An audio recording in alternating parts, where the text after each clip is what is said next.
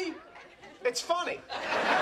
Seinfeld brought this one rule in storytelling, which is characters should change at the end of the story.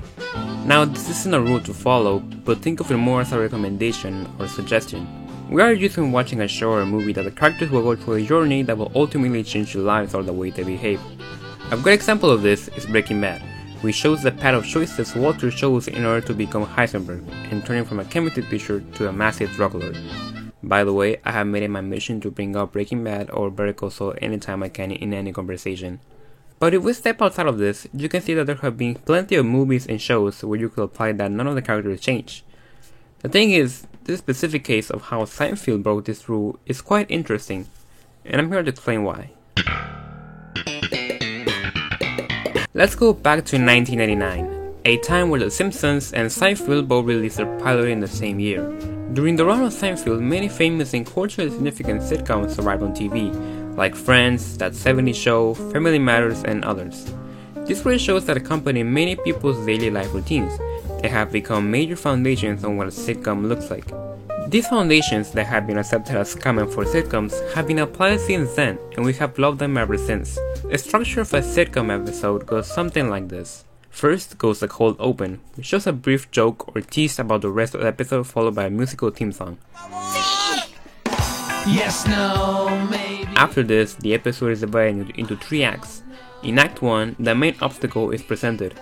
In Act 2, there is a series of steps and ways the protagonist and other characters surpass this problem. In Act 3, the situation is either resulting good or bad for the characters. This is the common structure used for sitcoms that works for good storytelling and appropriate for TV use, as there are commercial breaks. These obstacles often develop growth and lessons that characters learn, and build up to the finale. Some obstacles turn into permanent changes for the show, like the addition of a new character or perhaps the death of one. Perhaps it might be the change of scenery or the dynamic routine a show might have had. In the finale of the entire show, it all comes up to a point where the characters have used all they learned and close out the story. Yeah, Seinfeld doesn't do that. While Seinfeld uses a traditional 3-act structure, it does so in its own way. Seinfeld is often described as a show about nothing, as the conflicts often played in the show are nothing but common and casual things, as well as Jerry and his friends often being the major comedy points while having a talk in the restaurant. As The Guardian described it, it wasn't a show about nothing, it was a show about a little bit of everything. Seinfeld was actually built upon the idea of no hugging and no learning, described as such by Larry David. This idea refers to the characters not learning anything and not growing emotionally. No changes will occur that would change the dynamic routine of the show, and if you hadn't watched the show in a long time, it would have been the exact same. Jerry will still be the same comedian, Elaine and George may be changing jobs every 2 seasons, and Kramer being the most random guy. Yet another stiletto. What's it like It was known that the network executives didn't really get Seinfeld, and while there was an attempt of sending notes and corrections to Larry David, he simply just ignored them. The reason for the authenticity of the stories was because when Seinfeld got renewed for a new season in 1991, he hired a group of young New York writers and asked them to write about their own experiences to use for Seinfeld. Basically, to scavenge their own lives for storylines, plot twists, and gags. I am not implying that writing for Seinfeld is better than any other sitcom. What I am saying is that this style embraces what the show is truly about, a show about nothing. So, did Seinfeld actually break this rule of storytelling? On the final season, Larry David left, leaving Jerry Seinfeld as a showrunner. He also wanted it to end, for which the show eventually reached its finale. While the finale did bring something that changed all the characters' lives, you can't really notice that none of them feel regret. I mean, sure, they feel regret for doing something that got them in jail, but not for the humanitarian feeling of regret after a bad thing. It's a finale that is so in character for them, but as of 2017, Seinfeld sometimes regrets this finale. There was a lot of pressure on us at that time to do one big last show, but big is always bad in comedy. If possible, he would have ended the show like any other episode, but the pressure made the episode lead to a big climax, an ending that might have done more justice to its nature, portraying the absurdities of everyday life, embracing the normality of common things people did in New York as well as the trivial. I remember watching the finale and expecting something big. I was used to other sitcoms like The Office, Brooklyn Nine-Nine, and The Good Place, which bullet towards character growth and emotional conclusions, and I came into Seinfeld's last season hoping to see some build up to a finale that changed their lives. I was kind of shocked about how the finale didn't have a happy ending to any of these guys, but actually put them through a hassle.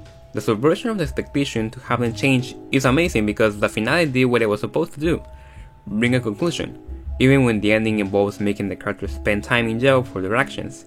I mean, the idea of making them be punished for the finale is genius, and to me it's a more genuine way to end instead of the typical everyone lives happily ever after band. It's genuine because, let's be honest, the characters kinda deserved it.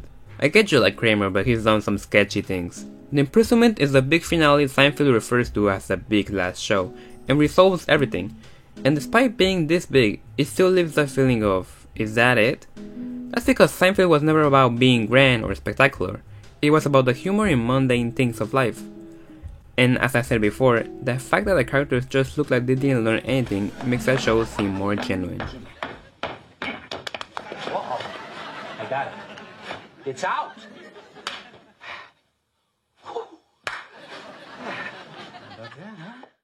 At the end of the day, writing rules are meant to be broken. Seinfeld wasn't the first to do so, but it stands out as a bold example of how challenging norms can create something fresh and memorable. It just feels awesome to see a piece of media that breaks out of the normality to show that there can be a lot of variety in entertainment. If there are shows that use this rule, it's totally fine. I mean, most movies and shows use this rule because it is important to the story itself, not just because you want to seem different. Seinfeld needed to break this rule, or else it would have looked fake. Characters changing at the end of the story is a common rule of entertainment, but we gotta appreciate Seinfeld for looking at that and saying, nah, fuck that, we're doing something else. The second button is the key button. It literally makes or breaks the shirt. Look at it, it's too high. It's in no man's land. Haven't we had this conversation before? You think? I think we have. Yeah, maybe we have.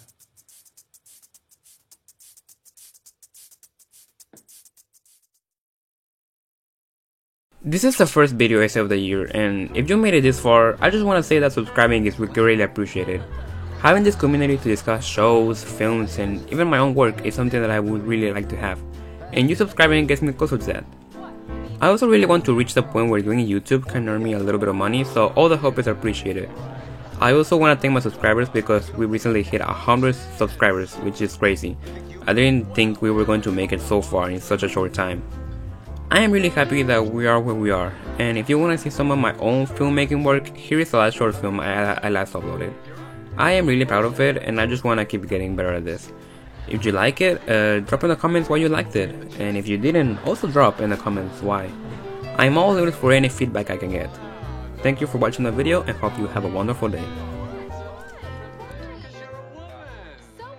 It's easier for a woman not to do it than a man. We have to do it. It's part of our lifestyle.